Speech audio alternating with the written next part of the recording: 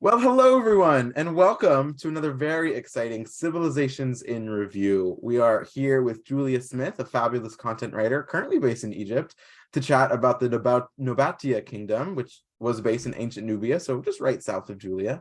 And we have Anna Campusano, a fabulous content writer and interviewer extraordinaire. I think this is her sixth or seventh one to learn all about the empire. So thank you both for being here today.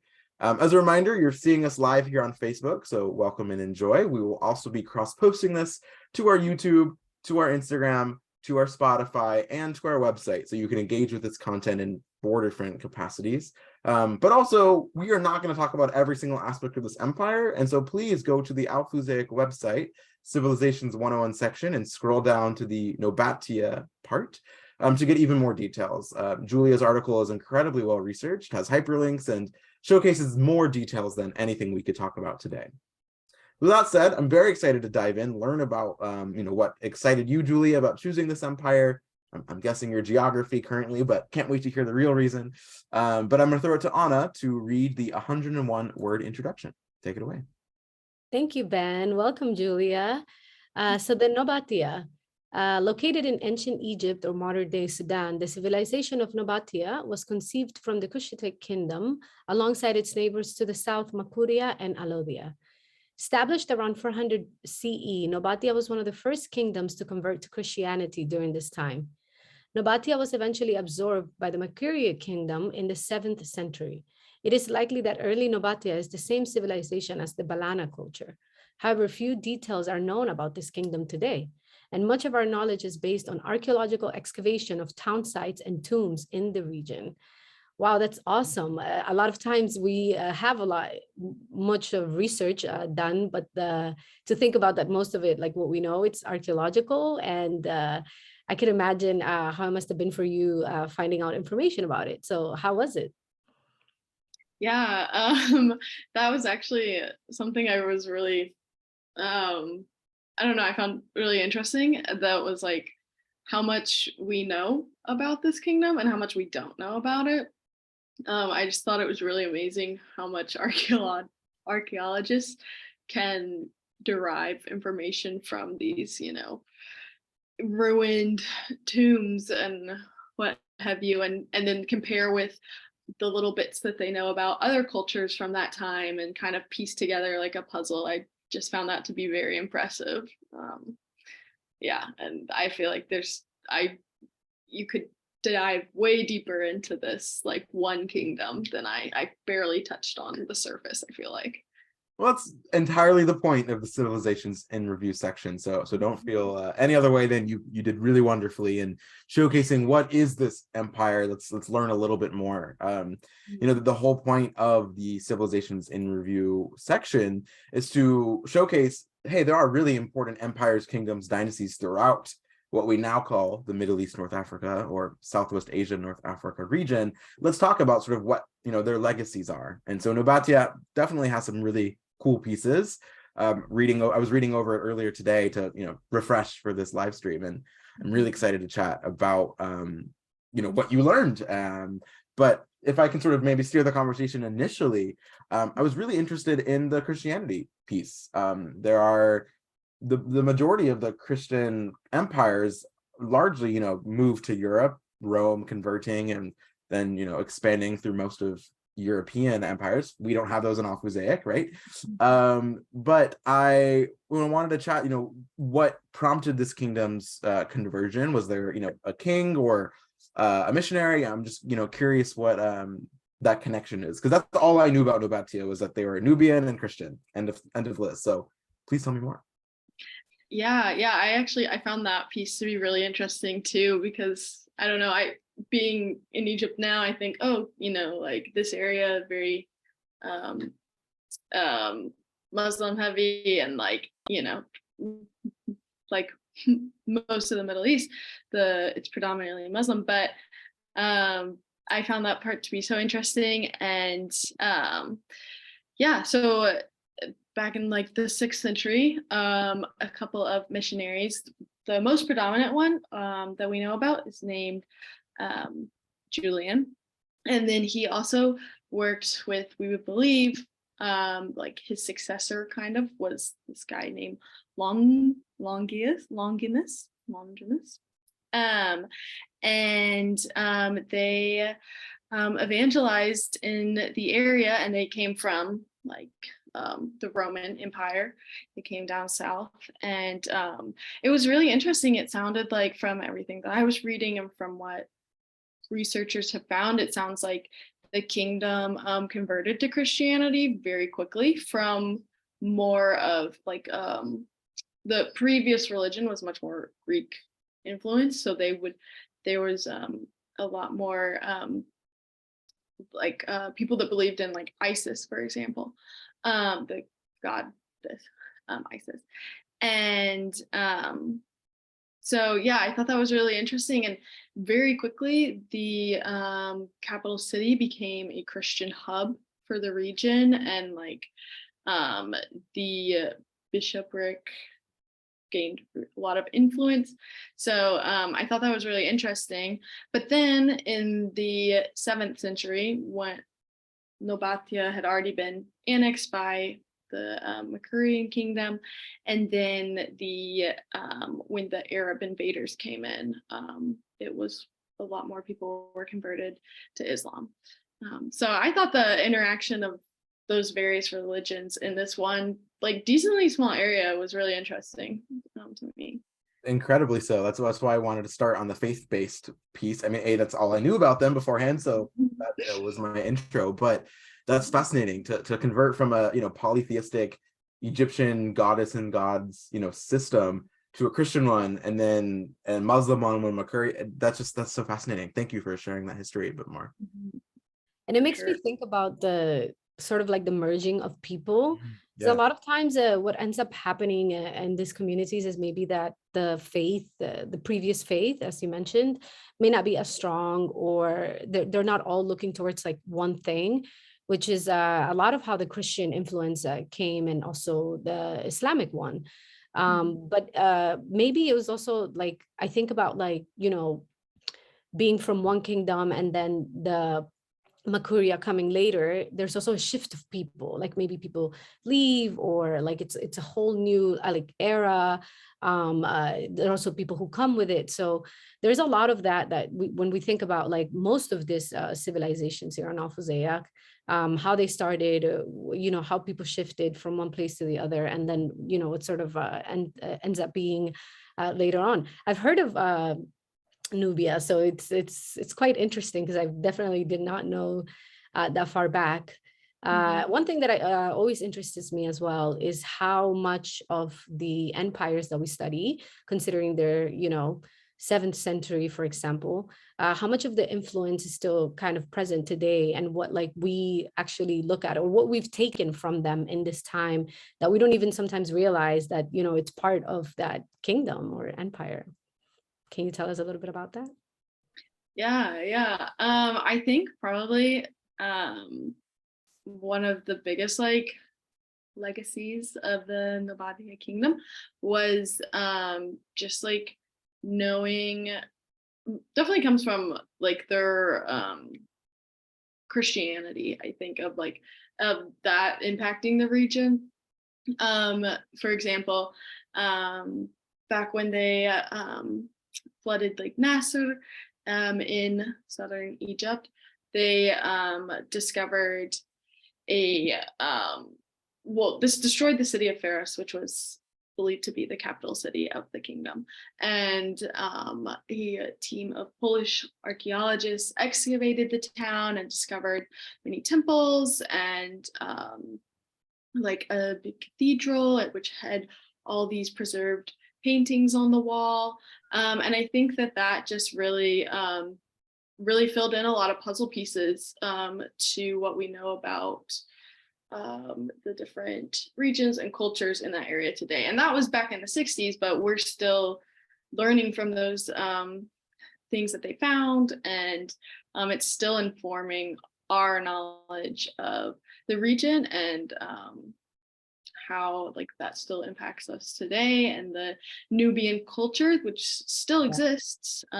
There's still Nubian people, it's Nubian community.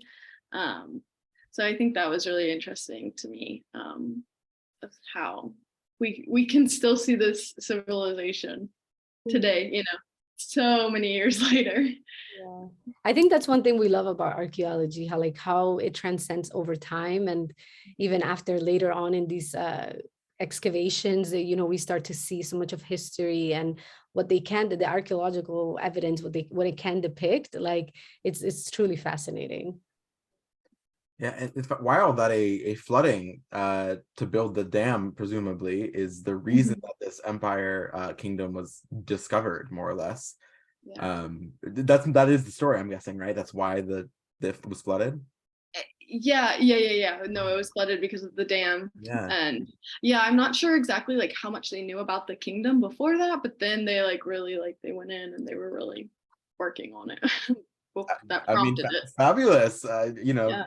Glad that happened, because what a fascinating civilization to add to the pieces of the history that is now, throughout Sudan. That's so interesting. Yeah, your modern influence section says all of that in only 101 words. So well done for being concise. But please, listener, read that section, because there's some hyperlinks engaged to talk about the Faras Cathedral and more of this, artwork. Christianity's presence in the region is there. Fascinating. I know that's kind of the biggest modern influence, key accomplishment, emphasis, legacy of this kingdom is their religious aspect. But I'm curious if there's more details in maybe the econ section or whatnot in your research that you noticed about Nobatia. Yeah, well, one thing I thought was really interesting was related to their economy and how they really became a hub, especially the capital city, of just a trade hub and then like a religious hub.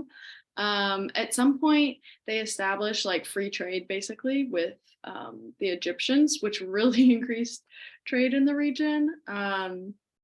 And yeah, like there were a lot of farmers, but then it also like there was a lot of people doing creating pottery and like a much more artisanal kind of aspect to it all.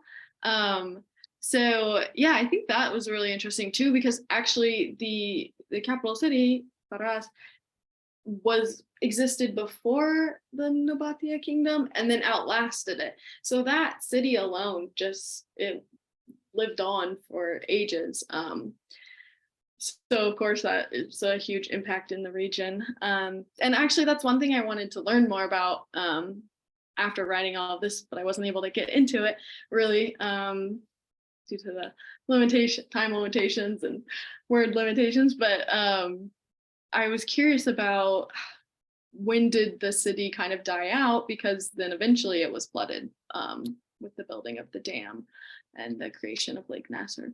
So, but like it had been such a vibrant city from what I read that I was curious about why it what happened, and I'm assuming that another kingdom came in and destroyed it, but I don't know that for sure. Right before Anna has a fabulous question, I will say, please write an Alfuzek article about that. As no word length, as well, reasonably at least, about Faras and maybe the history of, the ancient Nile cities. Yeah. I mean, there are several throughout. I think there's 4 Nubian empires that Alfuzek has, but all of these different cities that, existed along the Nile, maybe due to the flooding or the dam or lake creation or drying or drought or all of the things. Please, if that's something that's actually interesting to you, sounds like it is, we'd love to have that article.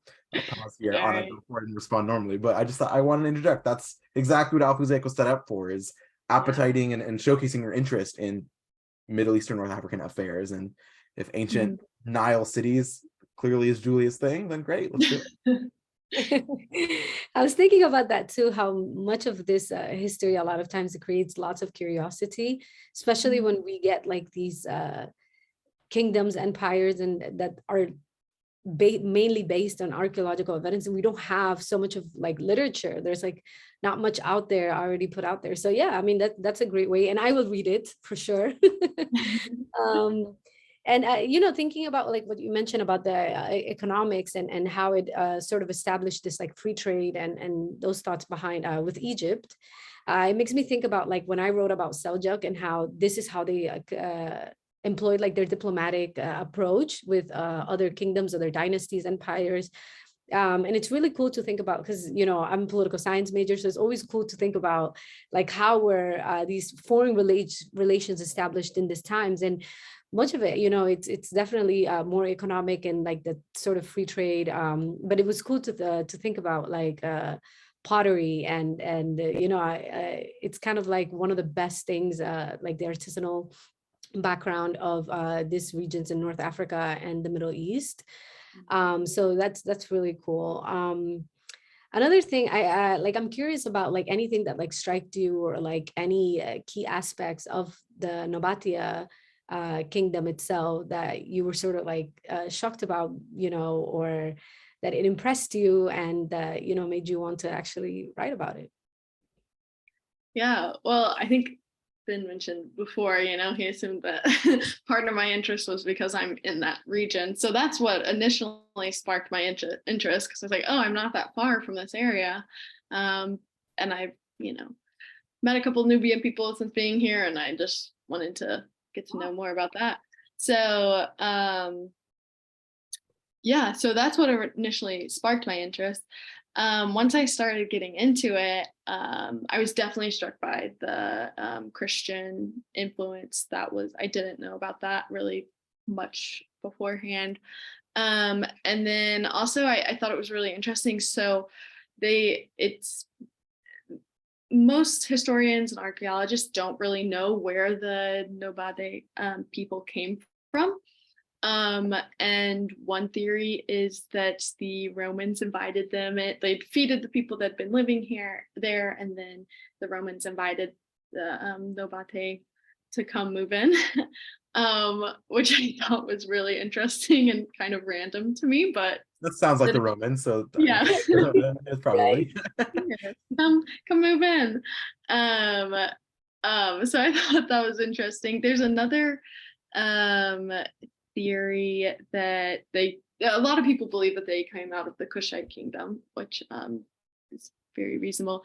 But then also I just thought it was interesting too that they really, like, the Romans invited them in, but then later they aligned with this other group called the Blimes to fight against the Romans, but then they were also always fighting with the Blimes too, and they were like infamous for like allying and then like betraying each other and then allying and betraying.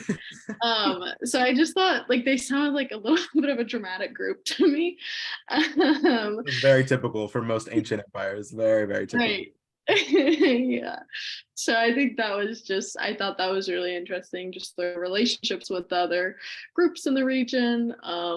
And yeah, so I think it's interesting the like timeline of just southern, Egypt, northern Sudan, Nubia, that geographical area of really Kushite, all pre-antiquity, to then more or less 4 pockets along the Nile of Christian kingdoms.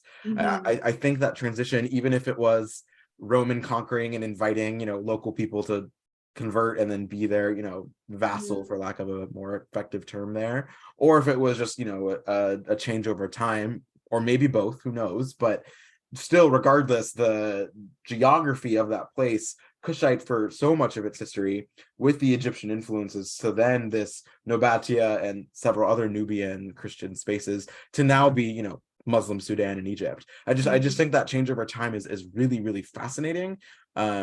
So please, Julia, write some, Nile timeline article or something, or more than one. I'm ready. That would be really cool. But yeah, I mean, you mentioned it really in Nobatia's origins and kind of declines a little bit unknown, but this interaction with all these other empires, it was absorbed probably into Makuria, maybe. Those kinds of question marks are really fascinating. And to me, the biggest reason why Civilizations 101 section was created, because I think it's really crucial to talk about all of these different components of ancient history and how much it can impact to today. So thank you, first and foremost, for taking on this challenge of writing about the Nobatians and their story, as still much of a question mark there is, but I, would venture to say you're now one of the experts, more or less, of Nobatian history in some way. At least this article is a great space to start. Yeah, I don't know. I don't really have a point necessarily. It's just the whole reason we're having this conversation. You wrote the article is to showcase the different periods of history that are completely overlooked when we're talking about the region today. So, thank you for sharing your research, your interest, your geography currently, because that has led to, I think, this wonderful conversation and future articles and whatnot about ancient Nile. I guess if there's any, if I have, we'll end this with a question. I just wanted to, comment and thank you, quite frankly, with how wonderful this article is and your adeptness about chatting about it. So sort of any other, fun facts or interesting pieces you learned in your research for this article about the Nobatians. Yeah, well, first of all, thanks for giving me the opportunity to write it. I never would have researched this on my own. Yeah, so it's been really a great experience. And kind of to go off your point a little bit, about like we need to be learning about these civilizations that existed long ago because they still do impact, like there's still people groups. I think that's one thing a lot of times we, at least from my perspective growing up in the US, I thought the Middle East, I thought Arab people, that's it, it's like everybody in the Middle East is Arab. But it's really interesting, like within that there's so many different groups and they come out of these different ancient kingdoms and stuff, like the Nubian kingdom and like the Arabs invaded and stuff. So I think that's when I just want to like stand behind your statement of like these, it's really important to study these civilizations because they still, like, there is impact today. As far as like other things I learned, there was one thing that I thought was random was I read this one article that was, and I didn't really mention it that much in my article, but one article I read described all their like how their different archery and bows and arrows and how they developed all these different weapons. And I thought that was kind of random and interesting because everything I saw was related to like that they produced was related to either pottery or archery. So I thought that's kind of a random fun fact also that I didn't really get to include in the article too much. Was their I mean, their production. that's why we have like the hyperlink, so like people can go and sort of look into the closer into that. I think archery is big in the Middle East or amongst the Arabs. It kind of seems like it stems from a lot of these kingdoms and these things. I don't know. I feel like they were such a fun group. Like you make me feel like, when you were talking about them and sort of like who were the allies, the rivals, it's like the same people. It's like your friends, but not friends. And I think, it's also fascinating to learn about the civilization. So as you said, like maybe because you're in the region or you're in this area, you looked into it. But even for me, or I'm sure for Ben and everyone who reads this, it's like, wow, like there's a lot there that, we didn't know. And it connects the dots, especially, when we think about much of the archaeological history that exists out there that doesn't have much literature. It's a great way to kind of like put it into a resource site. And then, I like learning about it as well. I like the civilizations. And thank you as well for writing about it. And now I know all about Nobatia. I love it. Fascinating. Also, if you want to write a future ancient archery practices article, yes, we're down. Yes. I mean, that's really what Alfuzeic's ethos initially is, that this is a mosaic, hence its name, of resources, historical information, language learning pieces, and more that make up the Swana region. And so talking about, modern ethnic groups directly trace their lineage to these ancient empires is a really important conversation, and Nobatia adds to it. So thank you for making your first impact of hopefully many more, to the knowledge on ancient Nile, archery practices, etc. Yeah. Thank Is there you any all. final things you want to share about this empire as we wrap up? I mean, I just say I encourage people to learn more about Nobatia and its sister kingdoms, Makuria and Nilodia, and just the Nubian civilization overall. It's easy to kind of get dragged down by the like archaeological details that you get into with some of these papers and stuff, but just like if you can find some simple, more simple resources to read and learn about it, it's really interesting stuff. So I just encourage people to check it out. Even if you think you might not be interested in that ancient of history, it's actually really interesting. Fascinating. I would agree. Well, thank you, Anna, for your questions and candor as always. Your excitement for these empires makes these conversations more fun. So thank you. Julia, for writing about the Nobatia and adding to the list of resources. We are under 8 empires left.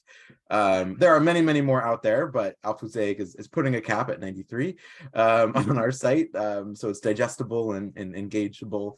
And learnable. I don't think any of those are words, but regardless, showcasing the importance of these ancient empires, kingdoms, dynasties, caliphates, etc. So thank you for having one last one to add to our site. And thank you, listener, for engaging with this. Again, as we mentioned several times, there's even more pieces to the Nobatia Empire and all of the hyperlinks where Julia got her research from. So please head to our website, alfuzaic.net. alfusaic.net, and scroll over to the Civilizations 101 Nobatia section. We hope to have many more, or I guess 8 more of these in the future as we wrap up our Civilizations 101 section. And Julie, I'm very excited for this archery Nile articles abound, and learning more about ancient Nubian Nile life. It's going to be an exciting series. You don't have to stick with it, but this is recorded, so maybe you should. Anyway, hey, we love it. We love it. Accountability is a great thing. Thank you so much for tuning in, Julia, for your article, Anna, for your questions, and you for listening. We will see you at the next one. Bye-bye, everyone. Bye. Bye.